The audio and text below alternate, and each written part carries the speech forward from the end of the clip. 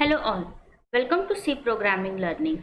In this video we will understand how to find the length of the string by using an inbuilt function strlen, that is string length, provided by C library. In previous video we understood how to find the length of string manually by using for loop. Now here we will use a predefined function to calculate the length of the string. So let's start with hash include stdio.h, that is standard input output header file. After that we will use hash include string.h, that is string related header file. So here we have written string.h.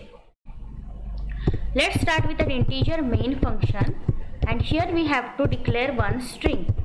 So integer main, and for that first of all we will decide one integer variable, that is length. So here we have declared length variable. Now let's declare one string whose length we have to calculate. So we'll write string1 and we'll provide size here. Let's get 20, and then content, that is we'll see welcome all. So here we have written one string welcome all, and we have given size as a 20. I must say the size is 20, but when we are going to use a predefined function string length, it will calculate the length character by character. Now here we will use length equals to, let's use the function strlen, which string we are going to calculate, that is string1 that we have defined over here, and colon.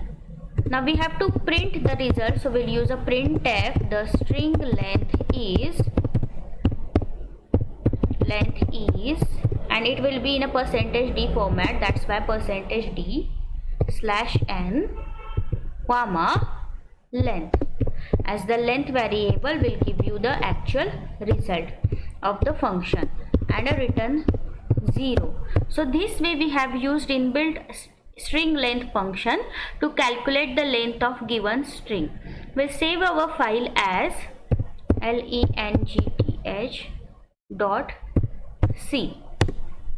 So here we have saved. Now we will build this. So when build finished with 0 error, let's run it. So as you can see, the string length is here, that is 10. Now if you change this to only welcome, it will show you another output. So string length now became 7. As you can see, there are 7 characters in the welcome, so it will calculate the length of string.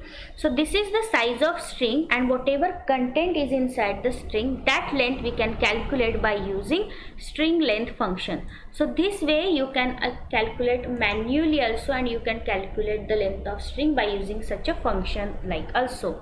I hope you understood today's program. Thank you.